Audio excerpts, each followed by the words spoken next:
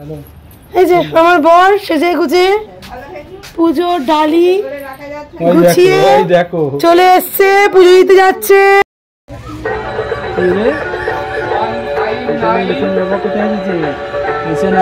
বাবা পুজোর মন্দিরে এসেছে, তাই তো ঘণ্টেশ্বর বাবার দর্শনে, তাই তো আমরা ঘণ্টেশ্বর বাবাকে দর্শন করতে এসেছি। ভালো লেগেছে বাবা?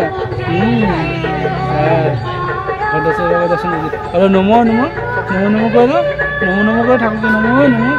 জয় শিবশম্ভু। তুমি দেখো না বাড়িতে শিবশম্ভু, ওই যে শিবশম্ভু, বুঝলো?